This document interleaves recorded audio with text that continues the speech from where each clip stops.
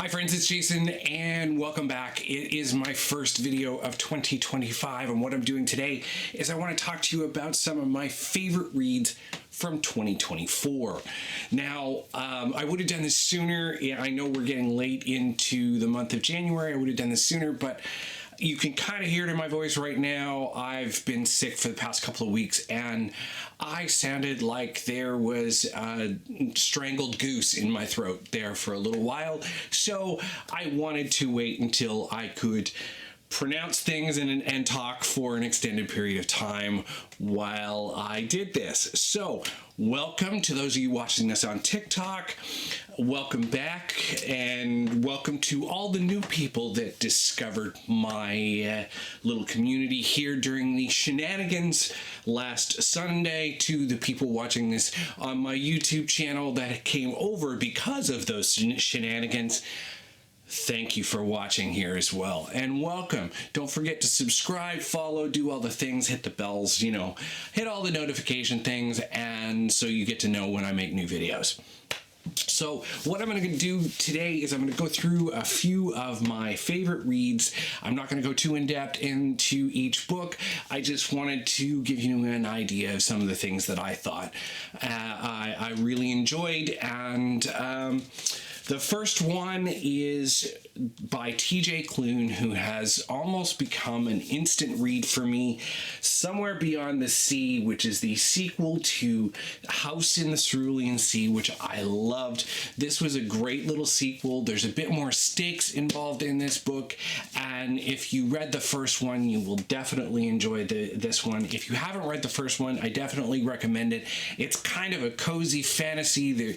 There's an LGBTQ scenario to it, and it's just a really good story, and it's actually really poignant right now. So if that's something that might be interesting for you, check out these two books, The House in the Cerulean Sea and Somewhere Beyond the Sea, its sequel. So next up pardon me. Next up, I wanted to bring in the first Sanderson book from 2024 that I read, and that is Yumi and the Nightmare Painter. This story I absolutely loved. I'm glad he wrote this story. It is a Cosmere novel, so for those fans of the Cosmere that have not read this yet, this is a great story. There is somewhat of a romance in it, and it's just a really heartwarming story. I really enjoyed this one, like I enjoyed Trust of the Emerald Sea. This was very enjoyable, and for Cosmere fans, I definitely recommend that you read this if you haven't already. Another one that I saw all over Book Talk and BookTube, it's a duology. This is the first book. Both books are great. It has a really unique magic system, and that is One Dark Window by Rachel Gillig, and the second book is Two Twisted Crowns, which I also have up here as well, this one. And this, like I said, had a really unique magic system. It's dark, it's grim, it's hard to describe the story in this, but the magic system is based around like tarot cards of some sort, and these cards imbue power into the users or holders of these cards, and there's a bad guy, and there's a monster that hovers around the main character. It's a really unique story. I really enjoyed it, and if that sounds like something you might enjoy, check out One Dark Window and its sequel, Two Twisted Crowns by Rachel Gillig. And the next one up was, let me see, was on my Kindle. Now, it'll take me a second for me to pull this up for you because it was on my Kindle, but one of the things I wanted to say about 2024 was the fact that I actually read about 20 less books than I did in 2023. But because of two specific series that I read in 2024, I actually read more pages than I did in 2023. So that was an interesting aspect. And the first series I'm going to talk about is the Sun Eater series by Christopher Rocchio. And if you haven't read this series, it's a sci-fi series, very kind of like Red Rising, if you've read that series. It's expansive, it's humanity tens of thousands of years in the future. It's Romanesque, it's very interesting. One of my favorite books from that series was The Demon in White by Christopher Rocchio. And this book is so good. It's probably one of my favorite in the entire series. And I read the 6 books that are out in this series back to back. And these are 600 to 800 page books. So, that's why I've read so many pages this year. That's one of the reasons. This series is very expansive. It's huge. It's long. If you want to dive into a heavy, sometimes violent, dark series, sci-fi series that is expansive throughout a universe, this series is very good. That is the Sun Eater series by Christopher Rocchio. And speaking of great sci-fi series, another one I really I finally got the 3rd book, which came out in November, by J.S. Dews in her Divide series. The first book was The Last Watch. The second was The Exiled Fleet. And we got The Relentless Legion in November. Like I said, this series is really good. It's not a hard read. It's not as deep and expansive as the Sun Eater series or Red Rising, but it's fantastic. You could tell that she was influenced by things like Battlestar Galactica and things like that.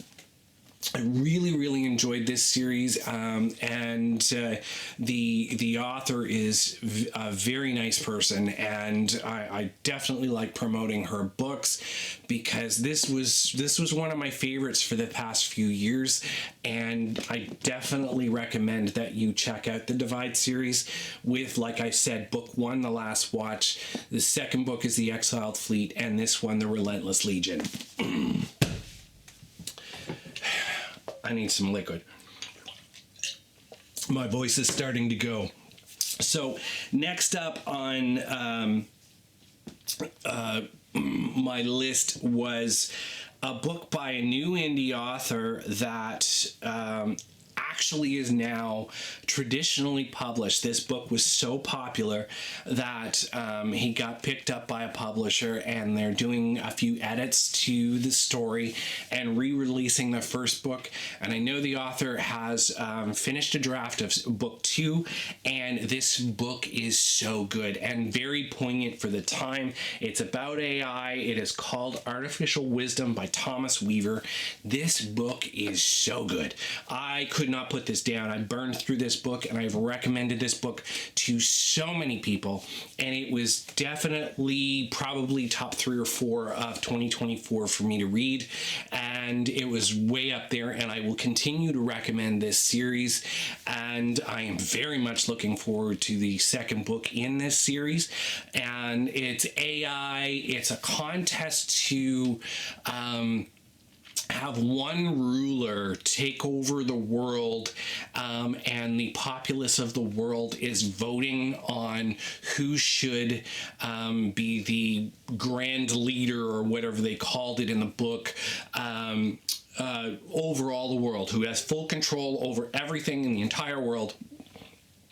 One person running for this position is human. Another person running for this position is an artificial intelligence. So it's very interesting, and like I said, very poignant in the times that we're living in right now. Another one that I wanted to talk about, and I will do a full review of this book, but another series that made my page count very, very high this year was I did an entire reread of the Stormlight Archive, including the two little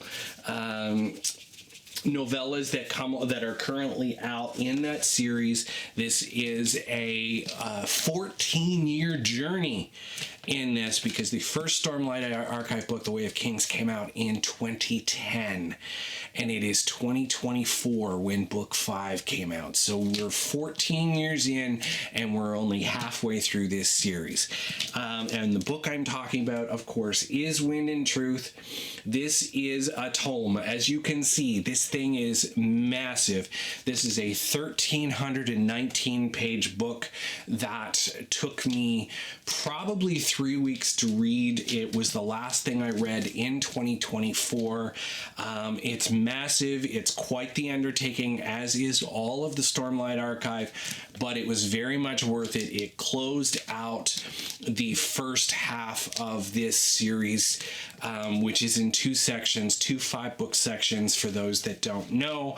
And this really brought the first half of this series to, I don't want to say a conclusion or a close or even an ending, but it summed up those first 5 books very well. There were some things that were really heart-wrenching.